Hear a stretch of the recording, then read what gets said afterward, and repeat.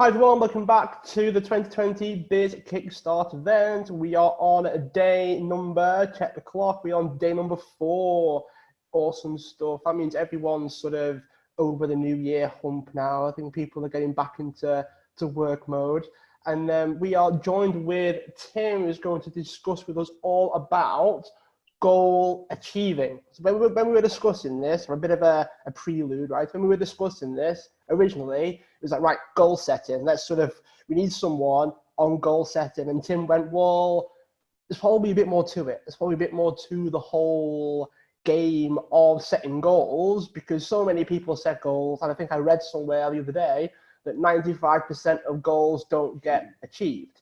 So when I was chatting to Tim, and Tim will introduce himself in a minute, it was like, okay, we need someone who can show us how to achieve the goal setting's a piece of cake. You can Google it. You can just write stuff down. You know, people just sit there and go, what do I want to achieve for the next year? And they write it down, and that's where people tend to stop. But we have Tim, who's going to come on and introduce himself and then tell us a bit about how you got started into goal setting and goal achieving. Tim? Okay, so first of all, Happy New Year, everyone. I love the start of the year because it gives us that chance to reset. And I always do a little bit of, I call it setting intentions rather than goals. Because I found goals really tricky. I've been on this self-development kind of mission for about coming up to 18 years now. And one of the first things that I studied was goal setting. And I especially loved Zig Ziglar's goal setting workshop that he had. I had his CD set and whatever. And I got it and I kind of understood it. And I used to get so far down it, and then I'd just find myself falling off the wagon and achieving nothing by the end of it. I was well in that 95%, you know, but then I did manage to achieve some really amazing things. You know, one of them, the best one I'll tell you about in a moment. So this has been a bit of a reverse engineering process. So I've really enjoyed this process. Cheers, Mike, because it's been like a really interesting time to sit and work out, actually, what do I do? Because a lot of the stuff I do with people is very bespoke. It's very custom. I don't really have programs as such. I just sit with people and work them through whatever they need to work through in order to achieve whatever they want to achieve. I don't actually use a process particularly. So it was interesting to reverse engineer it to see what kind of goes on, because I'm a partner in a wellness company. We've designed like a really powerful healing system, and it kind of uses cutting edge mindset, cutting edge emotional stuff, and we train people how to get back in touch with their nervous system and how to plug into their innate ability to heal. You know, so in that process, we train them how to get back in touch with who they really are and get out of their own way, and that's the key to it, really. You know, when we get incredible results both ends of the spectrum. So we're really good at helping people out of suffering, but then what we tend to do is then help them to achieve whatever they want to achieve. Because that's my favorite part in this is when we go on sort of long healing journeys with people, and then we get to the bit where we achieve the dreams. Because that's my thing. I've always, like, when I was at school, I got the standard stuff like dreamers get nowhere, you know, and because I was a dreamer, I was always sat looking out the window, dreaming about what I was going to do and whatever. And one of these things was that I wanted to be a DJ. Because when I was about 7, I think it was my mum and dad's 25th wedding anniversary. And we hired a big hall and they had a party and whatever. And my cousin's boyfriend came and did the disco. And about halfway through, he wanted to dance with his girlfriend, with my cousin. So I said to him, I'll do it. Show me what to do. So I ran his disco for half an hour, and I was obsessed then. Lots of stuff used to get in the way, right? And I got a chance to run a mobile disco when I was a teenager, but I wouldn't do it.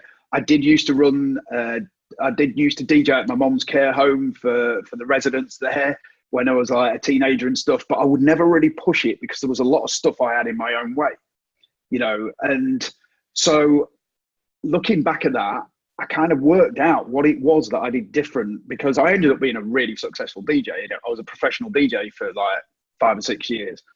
I'll tell you that story in a moment, but it's kind of been reverse engineering that to see what was different about what I did there, because that worked spectacularly well, you know? And, but before I do, I just want to say, what is a goal? What's the kind of anatomy of a goal, right? So the way I look at it is something inspires us to start off with. Right, so something presses our button, something piques our interest, something gets us fired up about something, so we want to achieve it. And then if you look at traditional goal setting, you'll use some kind of methodology. And I think the most famous one's probably a SMART goal. You know, so it's something that's specific, something that's measurable, it's achievable, realistic, time-based. Now, I'm not knocking that. If it works for you, fantastic. But it never worked for me. And I know a lot of other people it didn't work for. So I was looking for something different because I was good at the inspired bit. So if you look at inspired, right, some of the things I was inspired about over time was to lose a certain amount of weight, because I used to struggle with my weight a bit. And I wanted to get into a certain piece of clothing for a certain event or whatever. And I know a lot of people, I've worked with a lot of people who do this kind of thing. So it might be somebody who wants to get into a dress for a wedding or something like that, you know, or you've gone to see a band or something and you were really inspired by it. So now you want to go and get some music lessons or something. This was another one of it, you know. Or another big one for me was I saw a group of people suffering in the world and I wanted to make a difference. I got really inspired by that. But it could be something simple, like you want to have more energy to play with your kids or to just do more stuff in your life, you know. So we got that inspiration. Something comes along and inspires us. And then we set those goals. Now, the problem I had with them was it was too rigid, you know. So you'd set this measurable thing and time-based thing.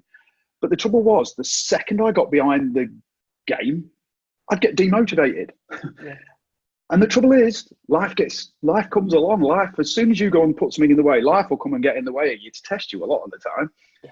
And as soon as I got behind a certain amount, I'd just give up and I'd forget about it. Right.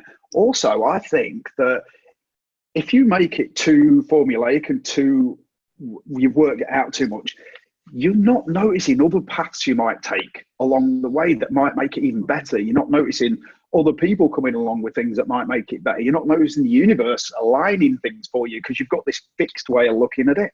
So I found that difficult. Also, I used to get overwhelmed with all the things that you had to do in order to get to the goal.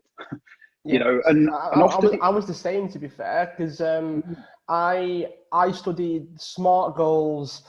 Blimey, how far back we're going now? I think it was about 15. Because it was part of the college course that I did, which was in sports and coaching. And I've been doing coaching now since I've lost count of how many years. And so that was the thing that was one of the questions I had. Now, it was good for people that, I mean, you'll probably be able to speak to this, right? So one of the things that I did when I did my own SMART targets, because that was part of the course, was come up with your own goals, right? It was like a bit more interactive than primary school, should we say. But I came up with the goals, but then I found myself holding myself back. Yeah. I found myself, I listened to Tim Ferriss say this as well. I was like, well, yeah, of course it's going to make sense. Because if you set your B- goal, you're never going to know what your A star is. So it's like, if you set it specific and it's time frame, in the back of your mind, you're thinking, what if I don't achieve this thing? So whether you extend the time frame, whether you don't go big enough with the goal, whether it doesn't, as you said, inspire you enough, whether it doesn't jazz you up in the morning, whatever it happens to be, you're setting something. And then one of the acronyms in SMART is attainable. Is that, well, my question to that is, how are we supposed to know? How are we supposed to know what we can achieve? Because you mentioned, life gets in the way, something can happen. Obviously, I've lost family members this last year. I was going to say this year then. I lost family members last year.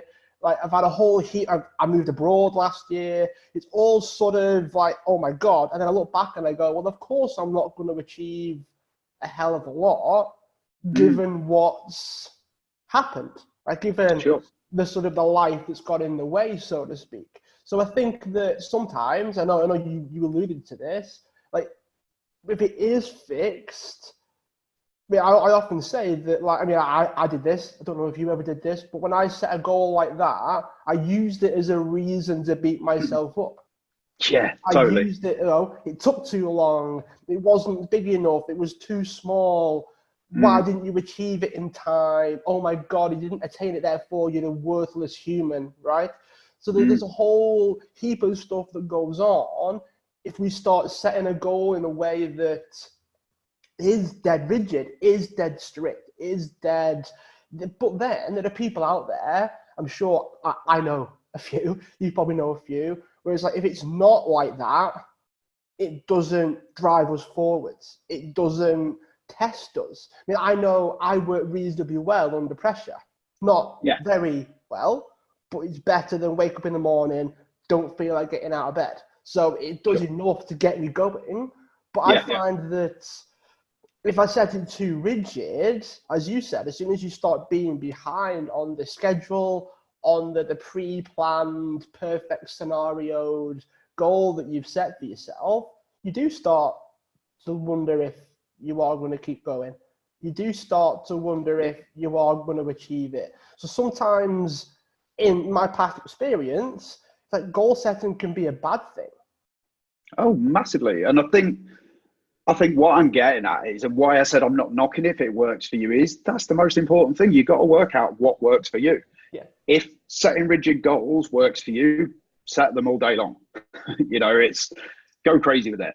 But I'm talking to the people here who it didn't work for, and it's difficult. It was difficult actually getting this out of my head because I'm so flexible when I'm sat with somebody. I am trying to work with them to find out what works for them. I'm not trying to impose any kind of system on anybody. I know that's not how it works. And that's what I've tried to explain in the next bit is the process I'll go through with somebody rather than giving you a fixed process. Yeah.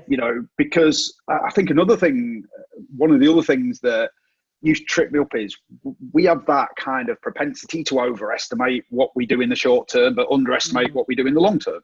Yeah.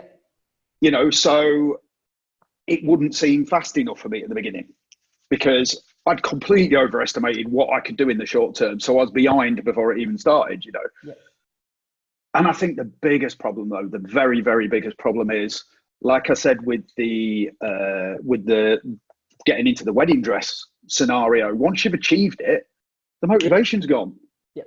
So, and I know personally, and I know with people I've worked with as well, they'll get that day, they fit in it, and it's like, yes.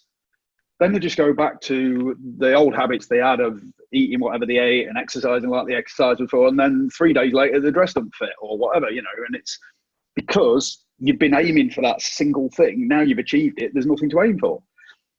So these are the kind of reasons that it didn't work for me, and I guess they're similar for other people as well. It sounds like it with what you were saying too. Yeah, I mean, it seems like it's weird, isn't it? Because goal setting can be a pain, but then if we don't have a direction, then we do lose motivation automatically. So you mentioned intentions right at the beginning, which piqued my interest, because it's like, right, okay, because it's weird, because as you said, without this is why when people exercise, right? We use exercise as the example. Like people, that's why people book 5K runs, 10K runs. Yeah, sure. People do charity events. I've got friends that do Tough Mudders and the 24-hour races, and I've got people that I used to speak to that did like the ultra marathons, and it's like, well, how the hell do you get out of bed and do 3 marathons that day? And it turns around to me and it says, well, I've got an event in about 6 months, so I'm going to go ahead and do it. So it's like people need something to drive them forwards, but then is there an element of like, we know we need it, that's why we do it, but then because we follow somebody else's way, or because we tend to listen to external forces a bit more, it forces us. I mean, like the amount of times that the times that I've ignored everybody. I mean, like parents, friends, family, colleagues, peers. I've ignored everybody and gone, let's give this a go. So that's what led to me creating the events that I've created. That's what led to me running retreats. Because when I say, let's give this a go, other people go, yeah, okay. Exactly. Then beforehand, that alters what you decide to do. So it's almost like you don't ask for permission, you ask for like feedback. You know, there's kind of a difference between, okay, I'm listening to you, do what you say, versus this is my idea, I'm going to do it. Do you like it? So it's almost like it comes from you first, doesn't it? Like the whole concept of what inspires you, what's the intention, what's the big idea that you want to get across. Most people are, you know, unless they're very sort of stubborn, if you will, most people are going to turn around and go, yeah. Because that I found in my goal setting experience that most people just want to help. Most people just want to help. But secretly, they know that they're trying to help.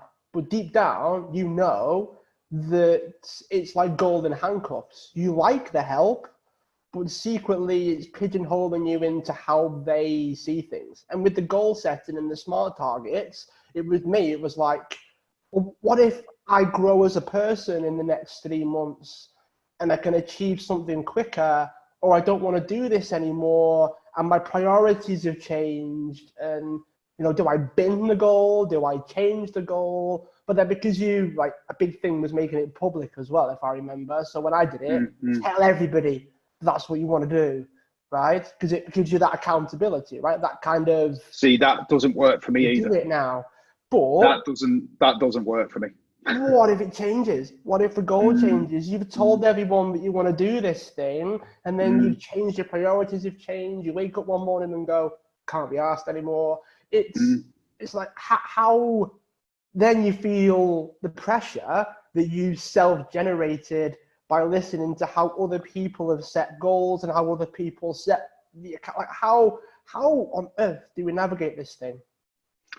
So I'm a big believer in being very, very mindful who you share it with, because there are so many naysayers out there. It's very easy to get your energy changed around it by other people, especially if you care about those other people and value their opinion. Yeah. So I tend to be, and I grew up in quite a negative environment without a lot of support for things that I wanted to do. So I soon learned to keep them to myself. Yeah. But the thing with the intention rather than a goal is the goal's very limiting, but the intention's very open. It's just a general direction.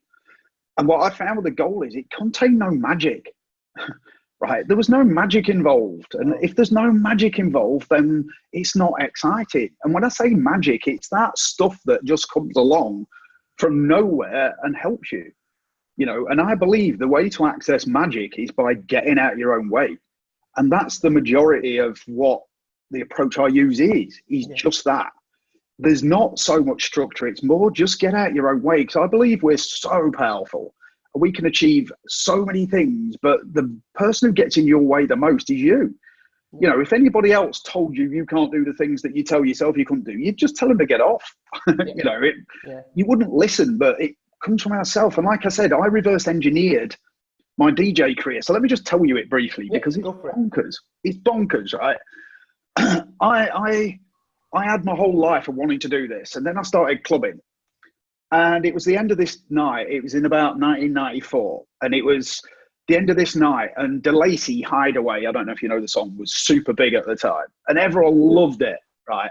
And it always used to be the last song, because it's got that last song vibe about it, and everyone used to go crazy when they put it on.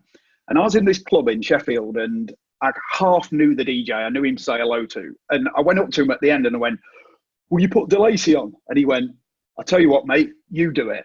And I went, what? And he goes, you do it. He goes, when I say do it, slide that slider over. And I went, yeah, all right. So I stood there, and like he said something, and then he goes, go on then. And I slid it across, and everybody turned round and just went, yeah! Like, and the energy in that, it's made my hair stand up. Look, I don't know if you can see, I've got goosebumps. It just gave me the goosebumps on goosebumps, you know. It was just like, all my hair stood up. I was just like, oh. And I felt that. A quick, did you have hair back then? Yes. I just thought... I had like big kind of spiky kind of thing. And I like, it just like, it was the biggest buzz. And it wasn't about ego or being in front of anyone. It was just, I felt the energy of that room. Yeah. And I'd been dancing with them all night. And it was just like, shit. So that's what I'm talking about, inspired. You know, and if you look at the Latin root of inspired, it comes from in spirit, which means to breathe life into. And I also like the kind of spirit bit of it. It's coming from spirit, coming from somewhere other than just you thinking about something. And there was something about the combined energy in that room just went through me, and I was like, oh my God, I want to do this. And I was in bands and stuff at the time, and our band had just split up. So I went home the next day, sold all my bass gear, and went and bought some decks and some records. And I just obsessed with it. So next week I went back to him and told him I bought some decks and records. How do I do it? So he showed me roughly how to do it. He said, stand and watch me. So I stood and watched him. Then I went home the next night and I would try and work it out. Every night I made a tape. Next day at work, I'd listen to the tape, then refine it and refine it and refine it and refine it. Within about 6 weeks, I could pretty much put a set together. Because I was obsessed, absolutely obsessed with it, right? And then went to the club. Now, this is what I mean about things outside of you. So I'd got this vision. My favorite DJ was Tony DeVee. And I had this Tony DeVee tape that I was mimicking as a way of teaching myself. So I had this vision in my mind that I used to visualize so strongly, was about me playing with Tony in the club and me going up to him and shaking his hand and introducing myself and him knowing who I was and all of that kind of stuff. Cool, yeah. So, and I was obsessed with this. I just used to think about it all the time. And when I was practicing, he was in my mind and everything was all about that all the time. And so I didn't have a strong goal, but I had this vision. Right. So anyway, we went to the club one night. It's in the middle of the week. I'd just moved to Sheffield, met these girls that we were chatting to and whatever, and then left at the end of the night. And then I saw those girls walking down the road. So I pulled up, I was driving past and I was like, here, do you guys want a lift? And they went, oh yeah, please. So I took them home. They went, do you want to come in for a cuppa? I went, yeah. So we came in and like one of them goes, you haven't got any music in your car here? And I said, yeah, I've got a tape. And it was my tape. So I went and got it, put it on, and after about 3 or 4 mixes, they were like, who's this? It's amazing. I went, oh, it's me. and I didn't know I was any good.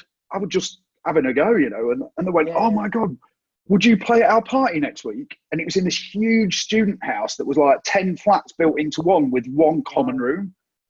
So there was going to be about 150 people at this party. So I ended up DJing it, and I became their resident DJ at all their parties. Oh, cool. So then somebody came to the New Year's Eve party around their house, and they were best mates with the promoter of Gatecrasher. And they came up to me at the end of my set, and I'd practiced loads of tricks and set pieces and stuff to entertain everybody. They came up to me at the end of the night and said, I've never seen anything like this. Do you want to play at Gatecrasher? And I went, yeah. And like thinking, this ain't going to happen. In the week, I get a phone call from the promoter saying, dude, we haven't got our warm-up DJ this week. Do you want to warm up? And I went, yeah. So I went along, fucking warmed up, played the set of my life. I put it all on the line. I risked everything. I was scratching. I was doing weird shit and whatever. I absolutely smashed it, right? Fucking the promoter of another club was there. He came up to me at the end of the night and he said, are you signed to anyone? I went, no. He goes, can I sign you? And I went, yeah.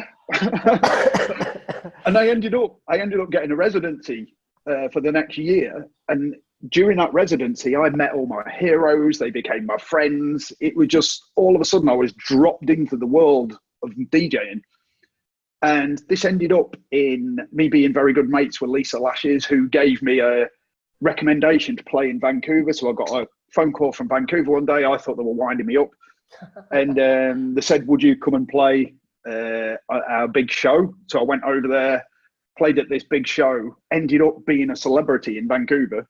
And I got booked about a year and a half later. I went there a few times and played. And a year and a half later, I end up headlining a gig for about 10,000 people in the Plaza of Nations, big crystal glass building in the middle of the harbour.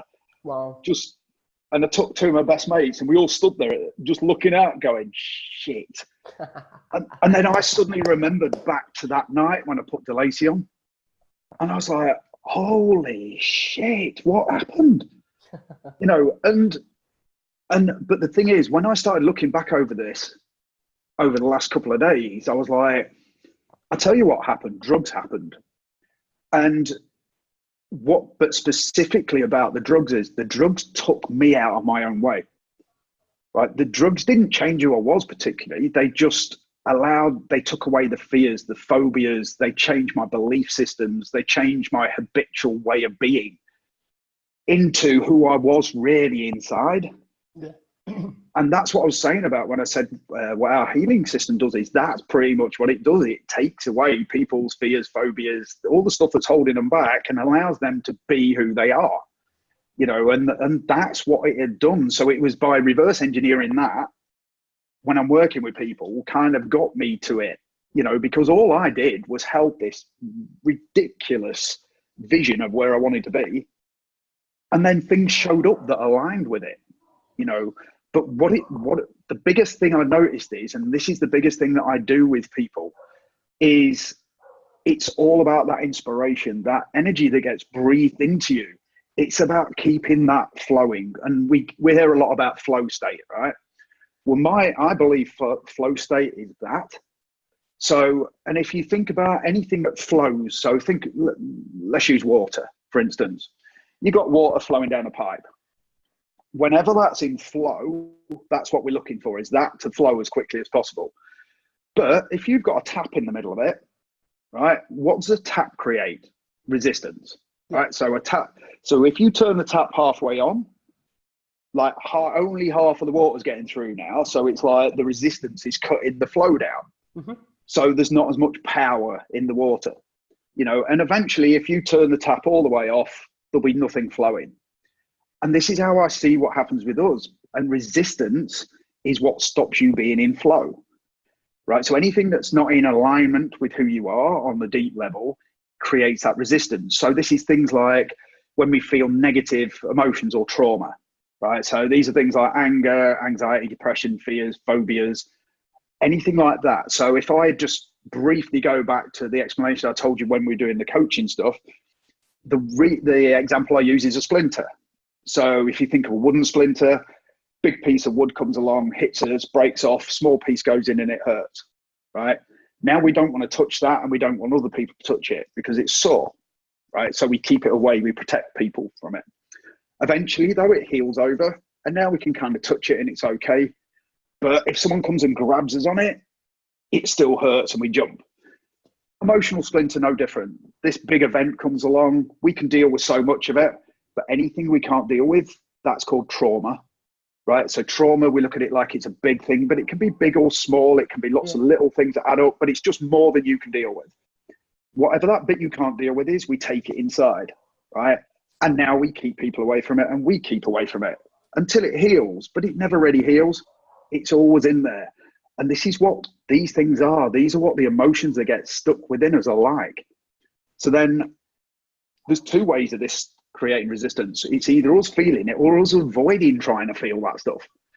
So it's us trying to keep away from that. So then that means we can't be who we really are because we can't go near that thing. So again, that's creating resistance because we're not in full flow of who we are, right?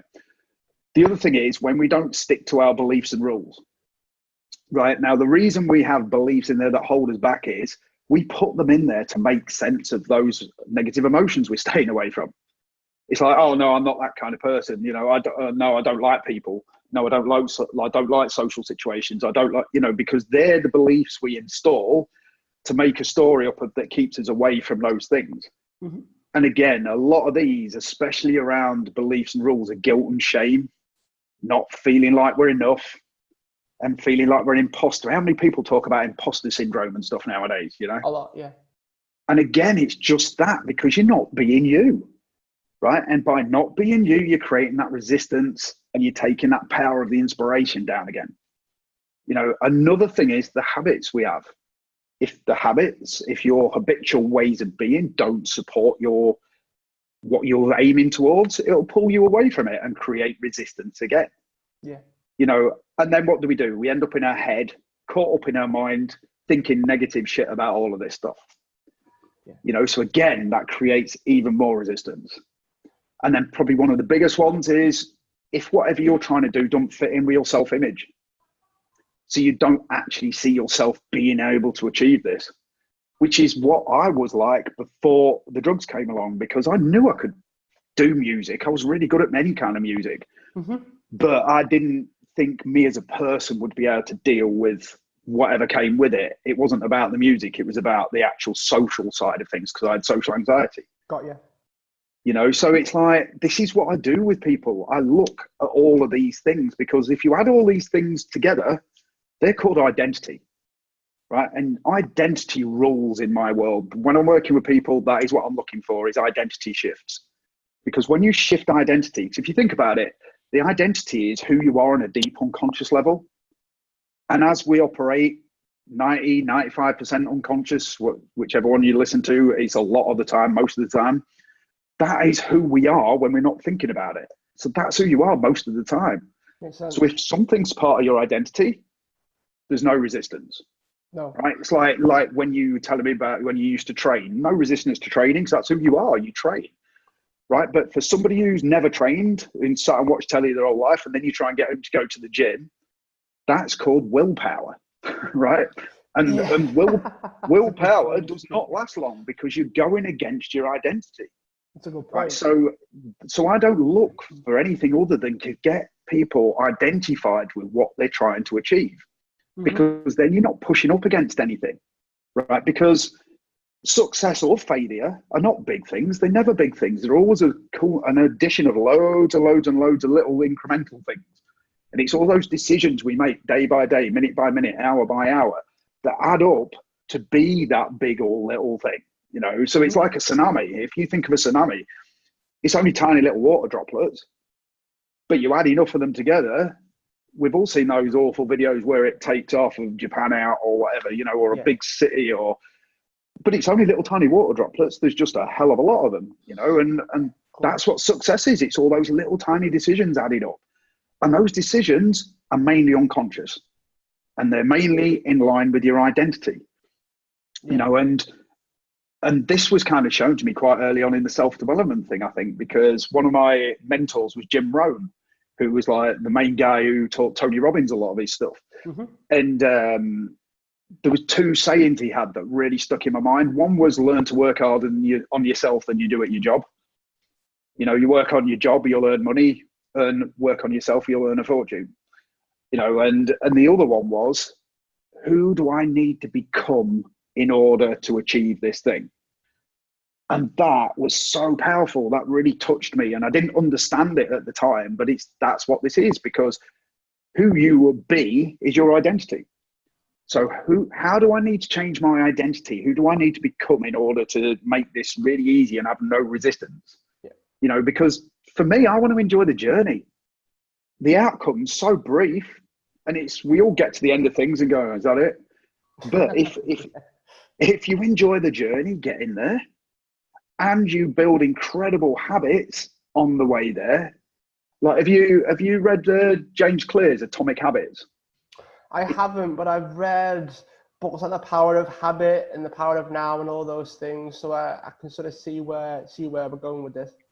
So James Clear's stuff's very, very in alignment with me. I actually had the same kind of thinking before I even read it. So when I read it, I was like, whoa, we've got some shared consciousness here. And he talks about the exact same thing about creating habits, because it's the habits that make you who you are. They're part of your identity, you know, and so that's what I do with people, is to take out anything that isn't working, right? So what I did was, to give you a practical example, I worked out what is something that I intend to do this year. So the thing that I intend to do is, me and my business partner, Tracy, have got an amazing opportunity to be the sole British distributors of this Shoesy wellness jewelry. And it's a really powerful jewelry. We've sold quite a lot of it already, and people are getting amazing results with it. So our intention is to launch this properly. So first thing I did with that is visualize it a bit, you know, because that's what I do. That's the way I get to know what it's about.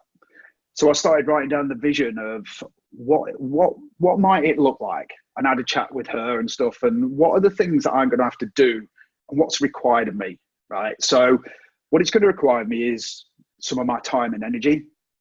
It's going to require me to present and do talks. It's going to require me to coach the teams. And it's going to require me to plan social media strategies. So I was like, okay, so if I take Jim Rohn's approach to that, who do I need to become in order to do that? So for the more time and energy, I need to be healthy, fit, and full of energy. For the presenting bit, I need to be a confident, powerful presenter and know our technologies inside out. For the coaching, I need to be a powerful coach, and I need to be an authority on social media marketing. So then I started to have a look, right, where am I aligned and misaligned within this? Where's the resistance, basically? So healthy, fit, and full of energy. I thought, okay. So what I've noticed, or what I've found out in the last 4 or 5 months is my back's not in a good place, right? I've got scoliosis. I've got a huge curve in it. Mm-hmm. So I've been to chiropractor, and I've now signed up for a year's worth of treatment. So then I was like, okay, what's the resistance in that? And I was like, well, actually, it means I lose a day a week getting there and back twice. I've got, which means I've got to plan my time. And I noticed, how do I feel about that? And I was like, I feel a bit stressed. So I just wrote that down, right? And then I was like, right, what else? What niggles me about that again? Is there anything? And I thought, yeah, actually, that's going to run some right mileage up on my car. So then I was like, what if my car breaks down? So I was like, okay, how can I deal with that? I was like, well, I could save a bit of money each month towards my car in case I need some new tires or it needs a service or whatever. And I was like, okay. And then obviously it's going to cost quite a lot. So I was like, right, can I afford it? Yes. Is it going to make me tired? Probably. So I've got to budget that extra cost into my money system, because I've got a money system that I use. Mm-hmm. So I know where all my, how much it cost me a month and whatever, and all my budget and stuff. So I budgeted into that. So I was like, right, now, does it feel okay going to do that? And it's like, yeah, if I do all those things, it feels good. So I was like, right, what's the next thing? I was like, right, any beliefs? Have I got any beliefs that are going to stop this and cause any resistance? And I thought, as I was talking to you before we came on, I've got the thing around exhaustion. Mm-hmm. You know, am I going to push this too hard? So for those of you who don't know, I suffered with exhaustion for 10 years and I'm just getting a lot better now, but I still have to be a little bit mindful of it. So then I was like, actually, what's underneath exhaustion? You know, what is it about exhaustion? And I felt into it. I just closed my eyes and I thought it's disappointment, actually. I'm a little bit disappointed. I can't push as hard as I used to be able to. Yeah. As we spoke about with training, you know, when you're first doing stuff, you can really push. And when you're young, you can really, now I can't. I have to be mindful. So I was a little bit disappointed. So again, what I'll do is I'll go and work on that disappointment using our system, because if I can feel my way through that and clear that, no problem. Or I can get somebody to coach me through it, you know. And then I was like, right, what are my other beliefs? And I thought, but I always over-exercise and get too excited about things, as I told you. So even our conversation before that's helped me, because I like that jigsaw thing rather than balance. So we spoke about having to slot things in and, you know, but I need to do that mindfully again to make sure I'm not overdoing that. Mm-hmm. So I was like, what are my beliefs around that? And I was like, that I always overdo it. So again, that's something I get to work on.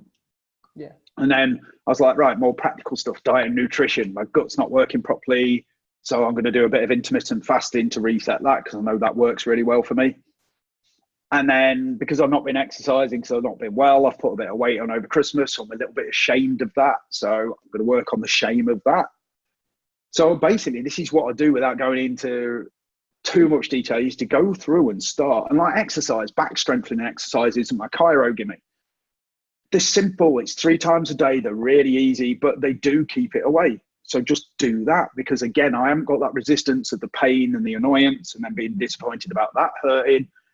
So this is all I do is go through, you know, go through each one of these things. Am I a confident, powerful presenter? Yeah, I feel that. I don't feel the need to do anything around presenting.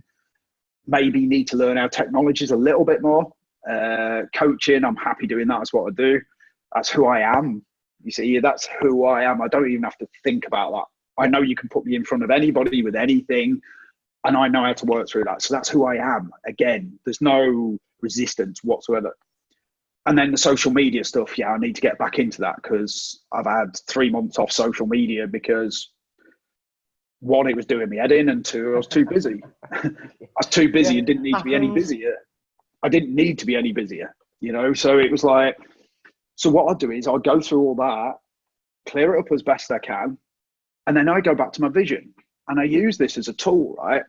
So I like your 2020 thing, actually. So I called it 2020 vision.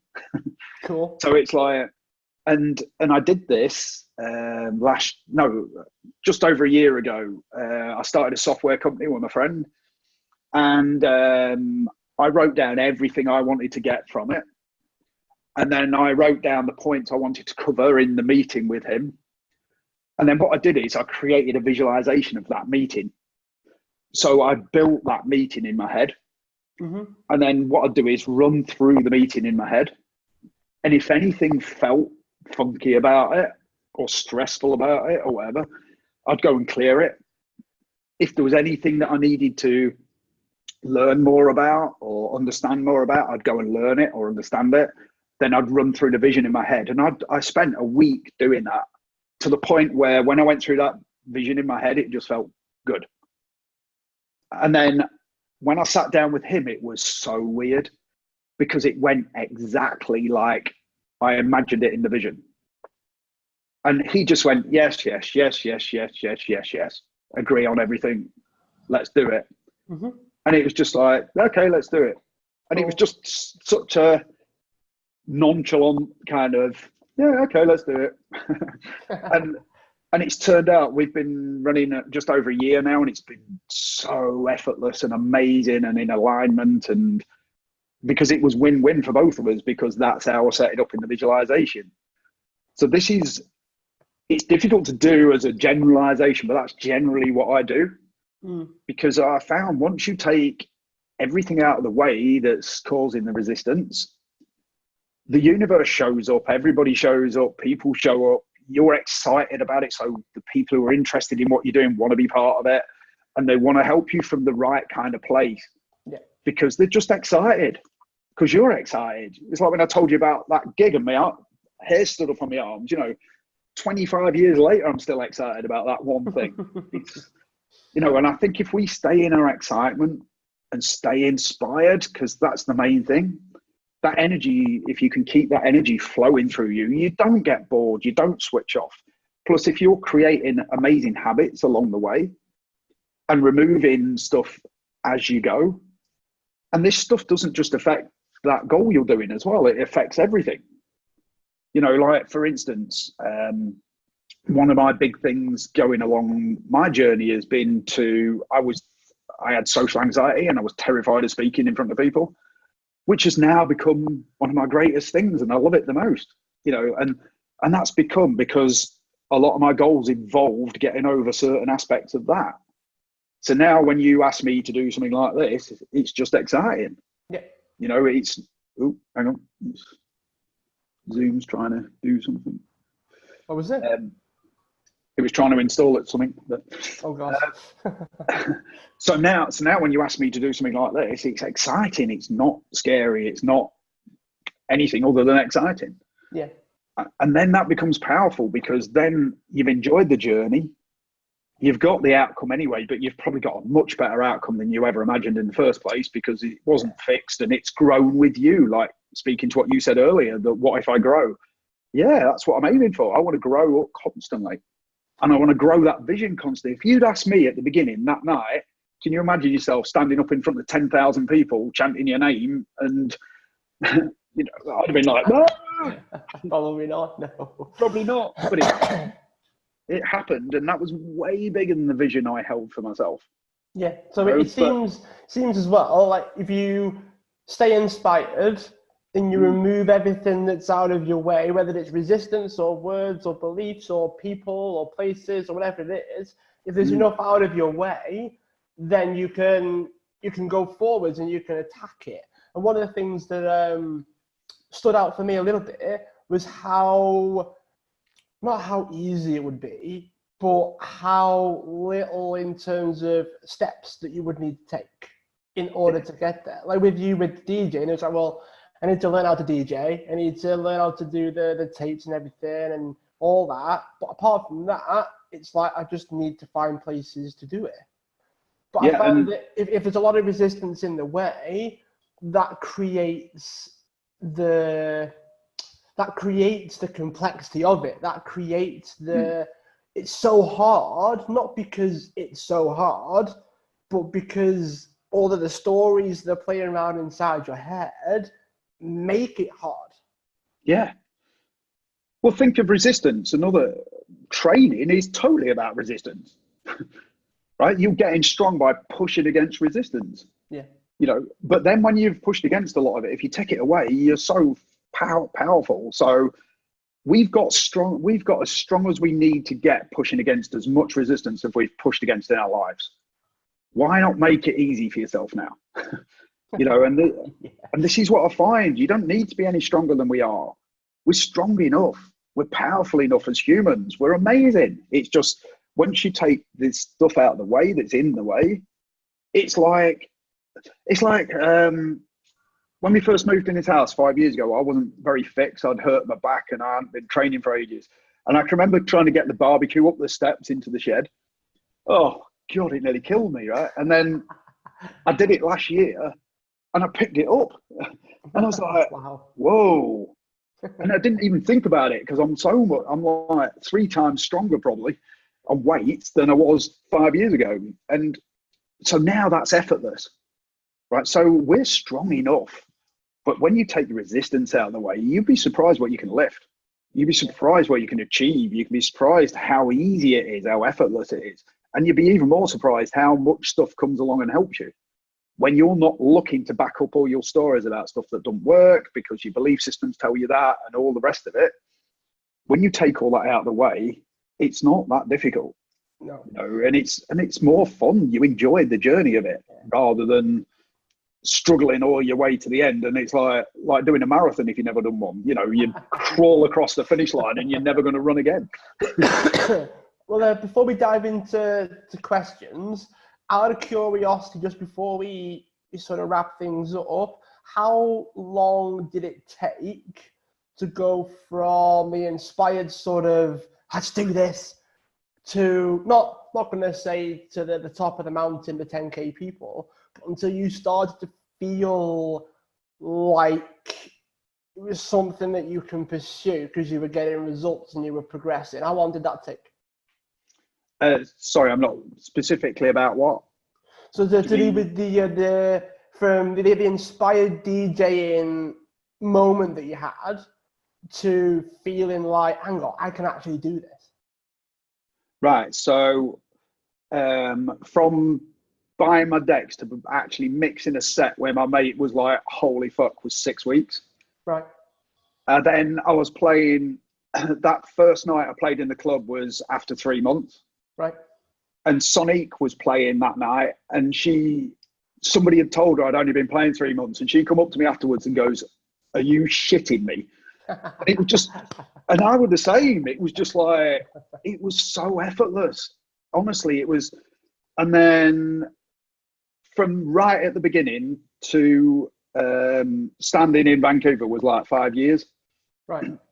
Yeah. And it was just that sense of time with it, because I think it's worth pointing out, because a lot of people would be like, it sounds like it only took like 3 years. But if you think about it, can be quick to get going.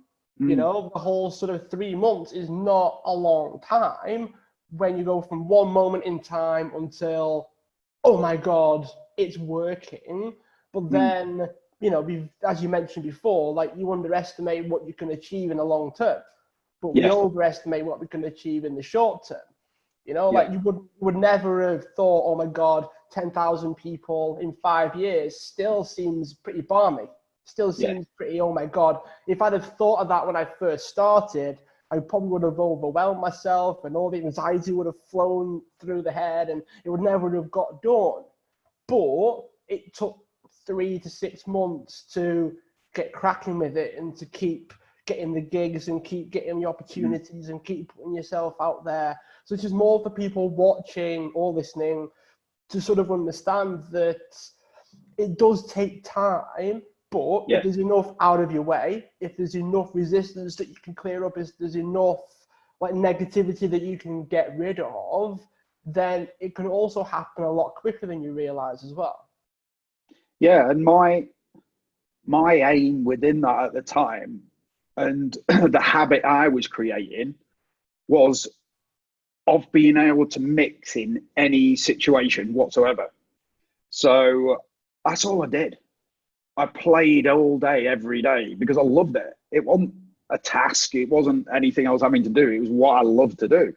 So me and my mate used to like literally walk down the record shop in the morning and go and buy records, come back home and play all day, all night, all week, and then pick a bunch of them and take them on Friday night and play in the club.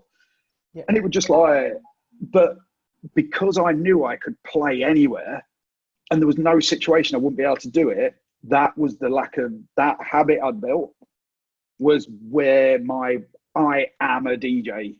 Yeah. It wasn't I play records. I am a DJ.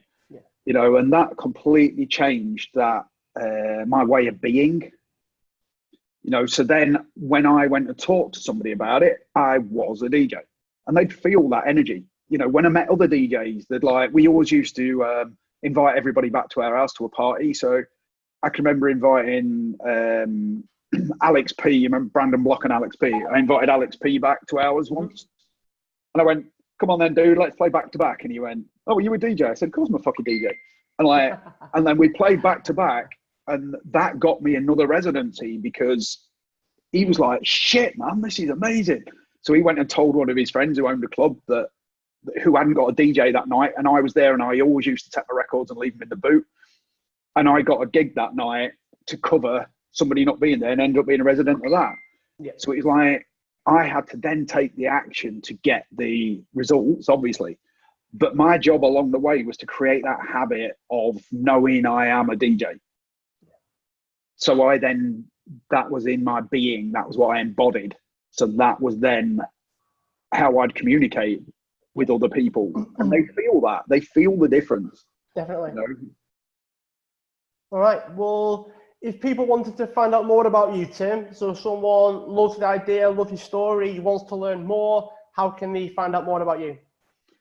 So I have retreated a little bit on social media, but Facebook's probably the best for me. If you just send me a message on Facebook or just add me as a friend, and I usually let people in, but it's best if you send me a message, actually. Okay. So, I can give you an email address as well. I'll give you that to pop on the bottom of the post. Okay, cool. I'm tending to be working with people a bit more long-term around goal kind of stuff and achieving whatever they want to achieve. I used to do a lot of breakthrough coaching, which just short breakthrough sessions to help people get over certain things and whatever.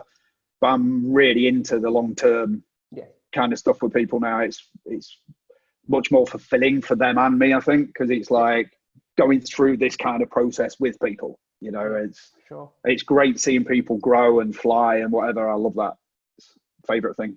All right. Well, we do have somebody on. I think Debbie's still with us. We did have Anne, but she hopped off. So, Deb, I shall unmute you. We are still recording. So, child friendly for now.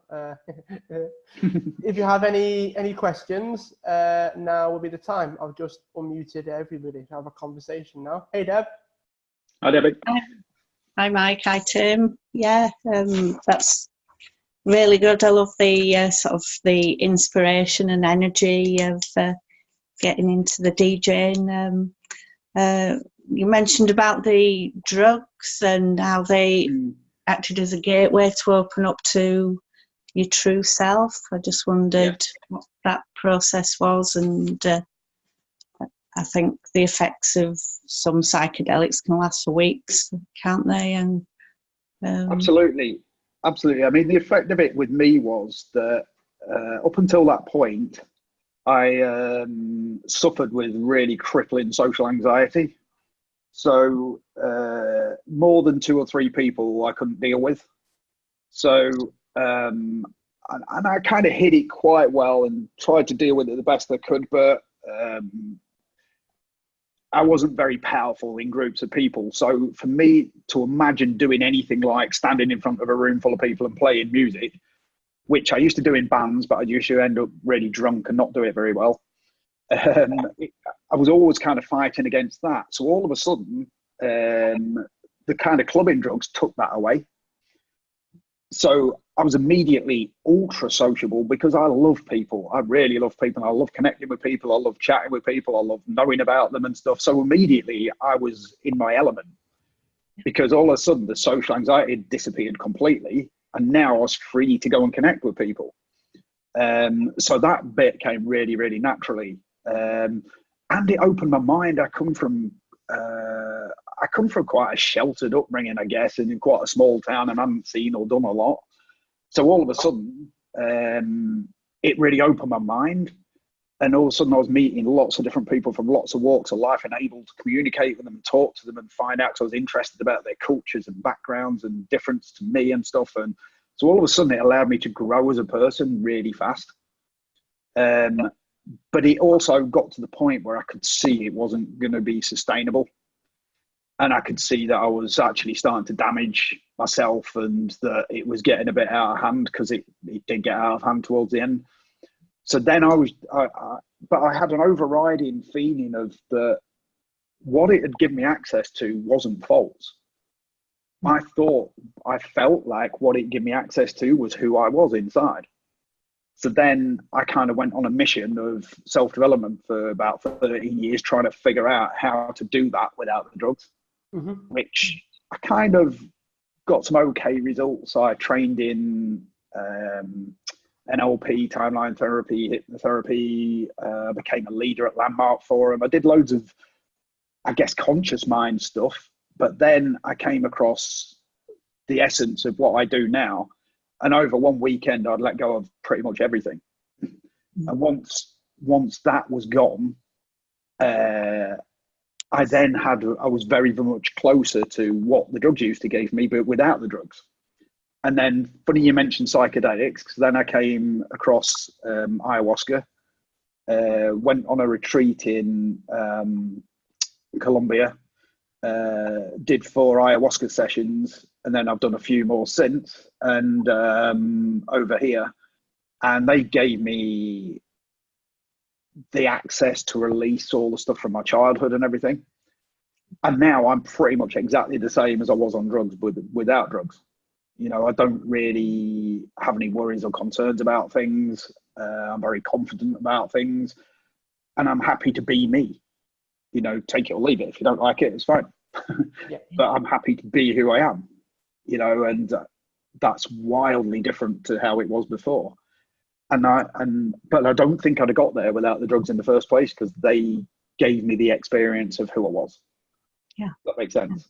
Yeah, definitely. Yeah, thanks. Because you often find artistic types might experience drugs, and then they're worried that it's not going to continue once they stop taking drugs. And I did have a big fight with that, I'll be fair. There was a couple of years when I stopped, when it was really difficult, because at that time I hadn't got access to me then. But I kind of knew it was there. I'd get I think like we all do, you get little glimpses of yourself sometimes, and you'll see yourself do something cool or whatever, or something powerful, and then you're like, oh, I am there. And then you'll go and try it out, and then you'll come falling back down again. And, you know, that's the kind of game we all go through, I think. But it's very much more now. Like I was saying to Mike before we got on the call, I've been ill over Christmas. I got flu. I never get ill.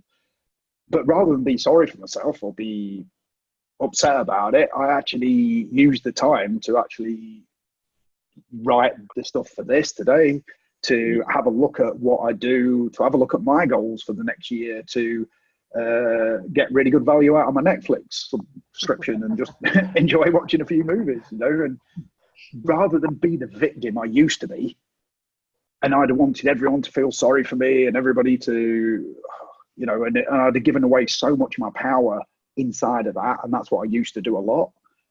Rather than that, I was just accept it for what it is. It's fine. get better as quick as I can, and what can I do with this time? You know, but I didn't used to have that way of thinking because I was trapped inside so much suffering. Yeah.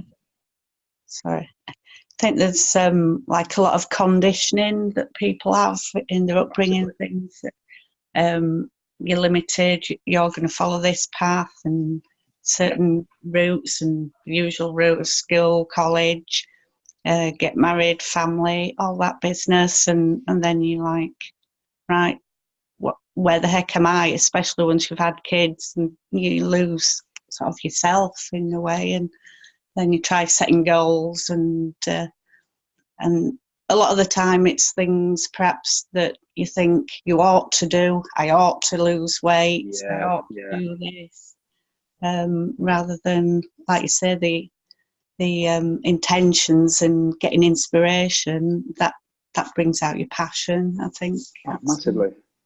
Yeah. Yeah, I mean, one of the things that came up for me there was it's a difficult situation when you get to the top of your mountain, and you've got to be okay with being there. You know, like I gave I think I wrote a post a couple of months ago about, like, at some point, unless if you enjoy the journey, as Tim said before, this probably doesn't really apply to you as much. But if you do everything that you set out to do and do everything that you set out to achieve, at some point you've got to like stay. At some point you've got to like be okay with what you have, because you've supposedly achieved everything that you set out to achieve. The only way that that's not going to be the case is if it wasn't really yours to begin with. It wasn't really, you know, it said, oh, well, I've been told I need to get a job and have kids and have a family and have 4 cars and, you know, 3 garages and a room with a flat screen, you know, where it happens to be, right? We've all got these pictures inside our heads. The problem is, I don't think this is anyone's fault. This is where I'm sort of coming from. It's no one's fault, but the problem is at least 95% of these pictures are not our own. At least. Like I'm perfectly happy, like, without this beach house with 4 cars and 9 kids and, you know, 3 butlers and, you know, it doesn't, because all of that doesn't really change how you feel. Most of that doesn't really change how you feel inside, unless it's really what you want, you know. And I have it sort of ingrained in my head that most of it's been given to us before we're able to think for ourselves. But then at that point, we don't even know whether we're thinking for ourselves. And I read, you'll probably hate this because it's on the recording, so this is forever now. This is it, forever. I read a book years ago, one of the first books I ever read. One of the few books, you know, when you read it and it, like, your whole head just sort of unwinds and, like, you see the world completely differently. It did that for me when I was about 18, and it's called Unwitting the Devil, I think it is. I think it's a Napoleon Hill book, a little tiny little book. But basically it's a conversation with the devil and how to I don't believe in God, so the devil's kind of, I don't believe in him either. But it's like, it's that sort of scenario where, like, he talks about how he's conditioned our, like, great grandparents, that have conditioned our grandparents, that have conditioned our parents, that have conditioned us.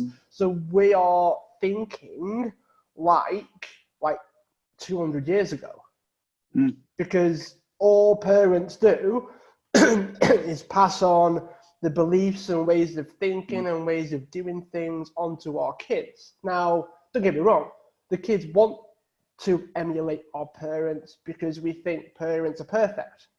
When you're young, your parents are like your idols, right? Because they're older, they brought you into the world, they look after you. So there's that element of the two-way street, and I get that. But at the same time, like, do we beat our kids up for ending up similar to our parents when they're similar to grandparents and great-grandparents? And mean, the world's changing, but we're the same people. You know, the world's changing around us with technology and with a whole heap of stuff going on, but we're still thinking like 200 years ago. You know, I don't think the education system's changed in over 200 years. Hopefully, Mind Valley plans on changing that. But that whole system, and interestingly enough, this is maybe getting a little bit deep, but hey, interestingly enough, a lot of the stuff I've been shown when doing plant medicines and doing psychedelics is around that exact thing, is around that conditioning system of society, whatever you want to call it. You know, who said we had to work? You know, who says we have to work? But we all readily accept it. We all readily give all of our time up for what? You know, and it's like there's that story in there, I can't remember it. I'll tell it really badly, where there's a guy sat in the fishing boat.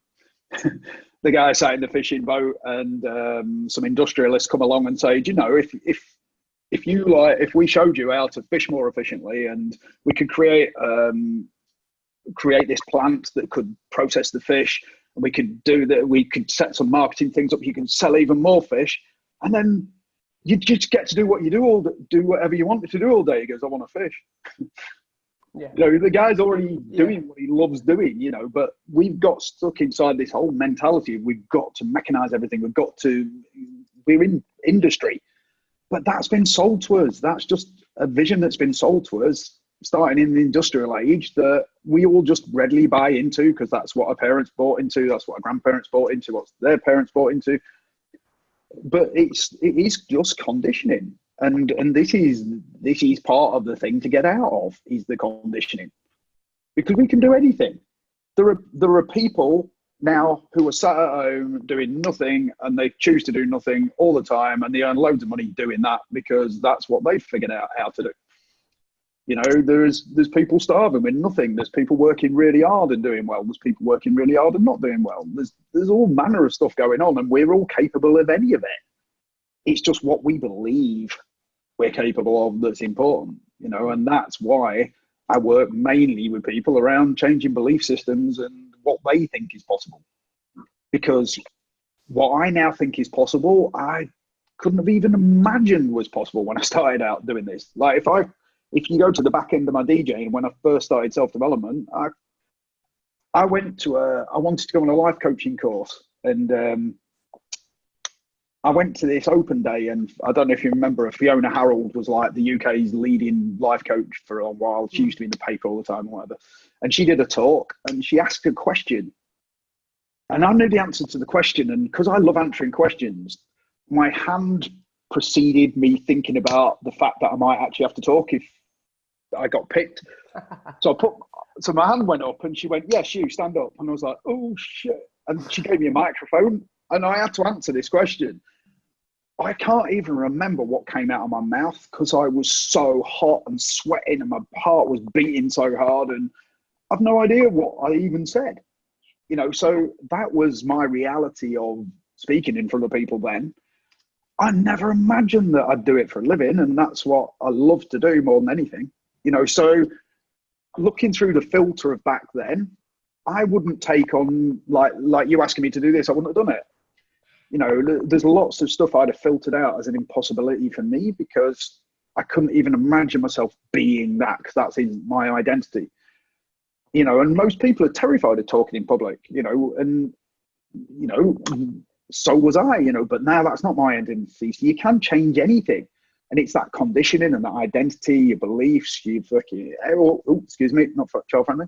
All of that stuff kind of added up that decides what you'll take on and what you won't take on. And then you witnessing what you will take on and what you won't take on then further conditions you. So, you know, you become a self-fulfilling prophecy. So if you can change what you feel about yourself and what you think about yourself inside, that is when you get the true thing, because all of these little habits you're building while trying to achieve this intention build up to changing who you are and who you show up as, which then change what you'll take on, which then changes who you are, which then changes what you take on, which then changes who you are, and you go round and round and round and grow. And that's why it was important what you said earlier about, I don't want it to be fixed, because what if I grow during this process and actually I can achieve much more? Well, yeah, of course you will. But when you leave it open and free, you give yourself that chance to grow and to recondition yourself. Yeah. And that's what I see the game as now, especially, like I said, after the plant medicine, she shows me this all the time, is you can do anything. Just let go of all that stuff you learn. You know, and especially what you're saying about what's mine and what have I been told. I did, it's weird. What you tend to do on the plant medicine is she'll show you a vision or something and then give you I get a vision of it to learn the lesson about it. And I got one about that exact thing. What is mine and what is everything else I've picked up along the way. And it was a little bit like Tinder, where you swipe it one way or the other. So you go, is this yours? And they'll be like, nope. Is this yours? Nope.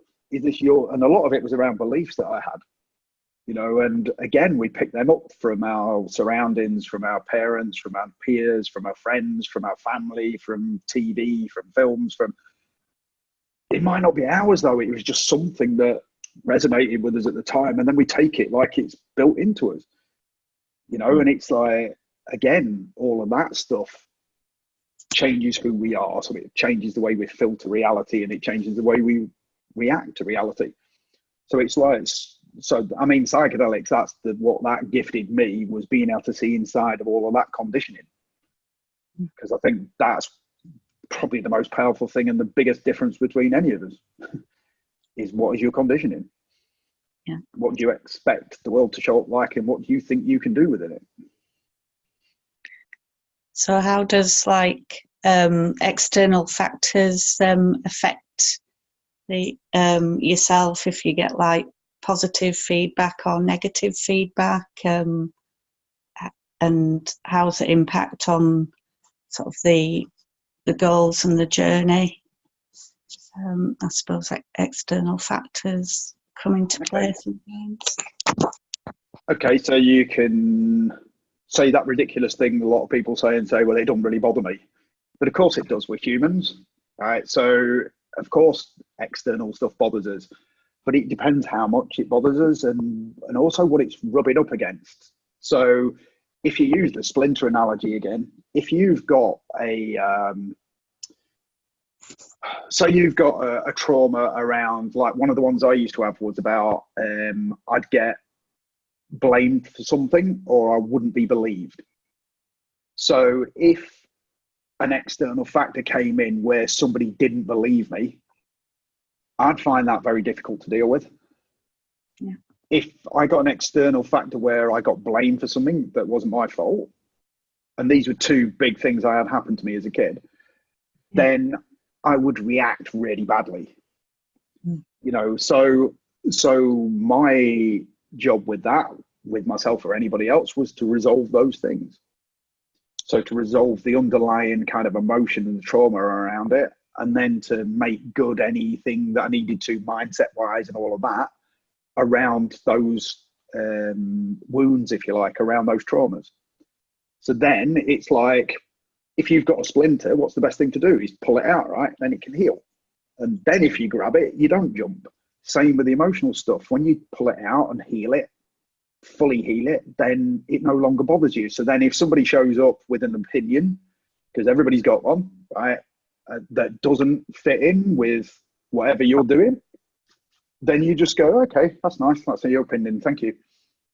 You know, and I genuinely like feedback off people now, and it doesn't have to align with what I think, because I'm not so egotistical to think that I know everything or I'm right every time. And it's quite interesting to hear other people's opinion, because it is their opinion and they're right. They've got a right to that as much as I've got a right to mine. But it's by clearing everything out that used to trigger me that allows me to have that kind of clarity around things. And I'm not perfect. I still get rattled by things sometimes. If something comes a broadside you when you're not ready for it, and it's really presses up against something inside of you, then yeah, you'll react. But all we can do is do the best we can. Is clear out as much as possible, be as happy, be as comfortable with ourselves and as aligned with ourselves as we can. Yeah. and then the stuff from the outside doesn't affect you. It either doesn't affect you or it doesn't affect you as much. You know, and if I'll give you a practical example, I used to have really, really bad road rage, and I went to the office the other morning, and my biggest thing used to be people driving too close to me, and because somebody ran into the back of us, I think, when I was a kid or something, so I was a bit oversensitized to that. Mm-hmm. So I know I drove to the office the other morning, and there was someone sat in my boot like half the journey there. So all I did was just pulled into a lay-by and let him go past me, and then just carried on. I didn't feel the need to shout anything or wave or flash, or because I don't want to cause any problem. I don't want any aggro over it. I just don't want someone to do it. So I just get out of the way and let him go past. Yeah. Whereas before, I'd have been stamping on my brakes so he nearly hit me, and then just waving out the window and doing all kinds of crazy stuff. And, you know, but then again, that's me then hurting somebody else and creating bad energy in them, which is not who I am. Yeah. So then that would create even more resistance in me, and you know, and so that didn't work. So now I don't have that reaction to it anymore, even though it happens. So I just get out of the way and let it go past. Becomes a spiral, doesn't it? Becomes once you realise what starts it, you decide whether or not to trigger it or not. Yeah, because that's how wars start. Yeah. Oh God, yeah. Oh, just watching Twitter is enough to make what's left of my non-grey hair go grey. That's pretty much as far as that goes. Okay, Tim, you did set Deb a bit of a task. I did. Before we started. Yes. Deb's probably furiously making notes now. I'm giving her a bit of time just to make sure she's got something, just in case. I mean, I don't. I'm not saying that you haven't made notes, Deb. What I'm saying is by the time I finish this, you will have made some notes. Oh, he's going to ask me the question. I've got to make notes. So right. So what did you ask Deb? So what are your 3 biggest takeaways? Come on, Deb. Yeah. The first one is that intentions are better than goals. Having the direction is a lot more freer and less structured, allowing us to develop it in the way that we want. Cool. And the inspiration and following passions, just aligning with yourself and knowing yourself, and exploring what you want to achieve is another one. I think the thing that stands out to me in that is that knowing yourself. I think knowing what motivates you, knowing what demotivates you is really, really powerful. So that's a really cool thing. Yeah.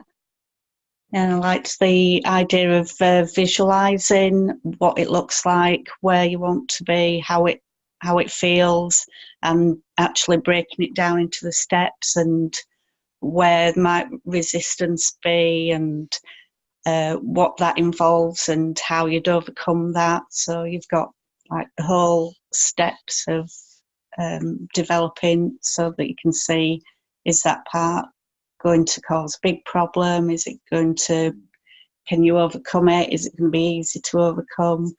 All those things, so that you've got the process and you're prepared and you know what's involved to get there. Fantastic. And I think what that gave me was, and I spent a long time searching for that little part of it, because what I couldn't work out is why sometimes I'd be super excited about something and then 3 days later it had disappeared off my radar. Yeah. And then when I dug into that, and I mean, it took a lot of years working this out, but once I'd worked it out, I realised it was the build-up of those little resistances to the point where it becomes such an effort to follow through with it that you just can't be bothered and you let it go. Yeah. You know, so it's really cool to be aware of all that stuff. Even if you don't know what to do with it at first, it's good to know it. Mm. Yeah, I personally had that as well. And there's a part of you that thinks, well, what was the point in coming up with the idea to begin with if it's disappeared after 3 days? But then a part of it is, well, everyone's got ideas. Everyone has, like, wouldn't it be cool if? But then if it doesn't hang around, if it stays, you know, if it does stay, then you know that it's worth acting on in some ways. If it does disappear, then you know, okay, well, what's the next thing? You know, like a lot of I watched an interview with Tim Ferriss, and he said that he only writes books when there's something he has to get out of his head. He doesn't write books for the sake of it. It's there in his head, and he can't get rid of it. He can't get rid of this obsession or this passion with something. That's what causes him to write the book, because he doesn't like writing books. I know, despite what you might think, he doesn't actually enjoy the process of writing books. The only thing that gets him through it is I'm losing sleep over it. I can't sleep. All I'm doing is thinking about this thing, and I need to write the book. That's kind of how he goes about it, which it kind of speaks to what you said. You know, it needs to be inspired, it needs to stick around, but there's this element of you need to be okay with things changing. You need to be okay with the whole world flipping over on its head, and you're no longer doing the thing that you wanted to do 3 or 4 weeks ago. But it might be an adjustment as well. It might not be a complete shift. You might go from coaching one-to-one to coaching in groups, go from coaching in groups to running events, going all the way back to one-to-one again. And it's all within coaching. It's all within, there are very few people that go, nah, I'm going to sack this business off and I'm going to go in to be a hairdresser. Like, there's so few of those sort of moments. And yeah, it's a crazy thought, but it's not easy because you've got to be okay with it. You've got to let, like, you know, your pride not get in the way. The whole egotistical side of us can get in the way. You know, the whole pride of, I want to see this through and I've got to make this work. And do you really? I mean, it's a bit of a weird thing to force yourself to suffer through something that you secretly don't want to do because you don't like to be proved wrong. Yeah, and I think that's why it's important to understand the whole resistance model, because then you can drill into it and find out what's really behind it. Yeah. If it's a genuine fear or something, or a genuine pushing up against one of your beliefs or whatever, then you get to look inside of that. Yeah. But then you get some kind of idea about, is it really important to me? Is it mine? Is it something I know my mum wants me to do, or my husband wants me to do, or my mate wants me to do, or is it something I truly am inspired by? Because I think when you're truly inspired, you feel that, you know.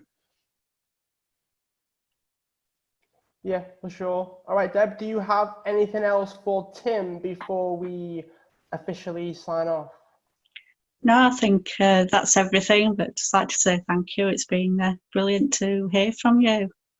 So one last thing to ask you, Debbie, before you go off. Oh. What's your intention going to be? What's one of your intentions? What's the one that jumps out at you? My intention this year is expansion, just expand my horizons, connect with lots more people. I'm stepping into coaching, so that's something that I really want to develop this year. Fantastic. Cool. Sounds awesome. Well, good luck with it all. Thank you. All right, I'm going to stop the recording. So those of you that are watching, it was great to have you here. And Tim, as always, amazing to have you on as a guest. Thank you, dude. Thanks a lot, and Happy New Year, everyone. Happy intention setting.